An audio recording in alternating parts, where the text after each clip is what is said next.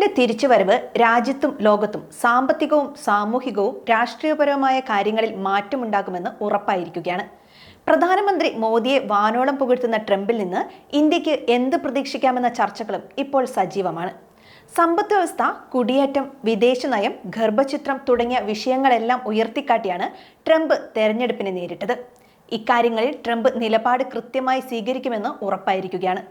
ഇപ്പോൾ പുറത്തുവരുന്ന റിപ്പോർട്ട് അനുസരിച്ച് അധികാരമേൽക്കുന്ന ആദ്യ ദിനം തന്നെ മെക്സിക്കോ, ചൈന, കാനഡ എന്നിവയ്ക്ക് മേലുള്ള ഇറക്കുമതി തീരുവ ഉയർത്തുമെന്ന് ഡൊണാൾഡ് ട്രംപ് അറിയിച്ചുവെന്നാണ് മാധ്യമങ്ങൾ റിപ്പോർട്ട് ചെയ്യുന്നത്.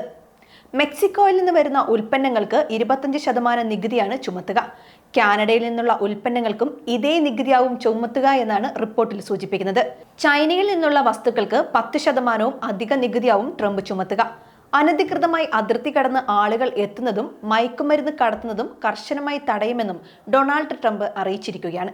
ട്രംപിന്റെ പ്രതികരണത്തിന്റെ ഭാഗമായി ഉടൻ തന്നെ അന്താരാഷ്ട്ര വിപണിയിൽ Canadian dollar, Mexican peso, euro, British pound, Korean one, Australian dollar എന്നിവയെല്ലാം US ഡോളറിനെതിരെ ഇടിഞ്ഞു. അധിക നികുതി ഏർപ്പെടുത്തിയതിന് പിന്നാലെ പ്രതികരിച്ച് വാഷിംഗ്ടണിലെ ചൈനീസ് എംബസി രംഗത്തെത്തി. വ്യാപാര യുദ്ധത്തിൽ ഒരു രാജ്യവും ജയിക്കില്ലെന്ന് ചൈനയും അറിയിച്ചു.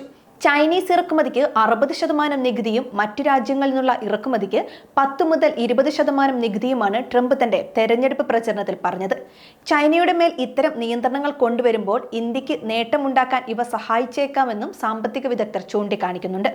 ട്രംപിന്റെ അധികാരത്തിലേക്കുള്ള തിരിച്ചുവരവും അനുബന്ധ സാമ്പത്തിക നയങ്ങളും ചെറിയ കാലയളവിൽ US ഡോളറിനെ പിന്തുണയ്ക്കുമെങ്കിലും ദീർഘകാല അടിസ്ഥാനത്തിൽ ധനക്കമ്മിയിലെ വർധനവ് കാരണം ഡോളർ താഴേക്ക് പോകാൻ ചാൻസ് ഉണ്ടെന്നും റിപ്പോർട്ടുകൾ സൂചിപ്പിക്കുന്നു.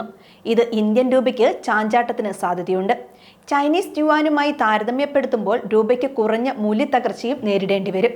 2025 അവസാനിക്കുന്ന വ്യക്തിഗത നികുതികളും എസ്റ്റേറ്റ് നികുതികളും വെട്ടിക്കുറയ്ക്കുന്ന 2017 tax cut and jobs act നീട്ടാൻ ട്രംപ് ഉദ്ദേശിക്കുന്നുണ്ട്. കോർപ്പറേറ്റ് നികുതി നിരക്ക് 21% നിന്ന് 15% കുറയ്ക്കാനും ട്രംപ് പ്ലാൻ ചെയ്യുന്നുണ്ട്. ആഭ്യന്തര നിർമ്മാതാക്കൾക്കായി സംസ്ഥാന പ്രാദേശിക നികുതി കിഴിവുകളുടെ പരിധി ഒഴിവാക്കും. ക്രെഡിറ്റ് കാർഡ് പലിശ നിരക്കുകൾ 10% പരിമിതപ്പെടുത്തുക, കാർ ലോൺ പലിശ പേയ്മെന്റുകൾക്ക് നികുതി ഇളവ് നൽകൽ, സാമൂഹിക സുരക്ഷാ ആനുകൂല്യങ്ങളുടെ നികുതി നിർത്തലാക്കൽ എന്നിവയും ഇതിൽ ഉൾപ്പെടും. അതോടൊപ്പം അമേരിക്കയിൽ ആഭ്യന്തര രംഗത്ത് വലിയ മാറ്റമുണ്ടാകും.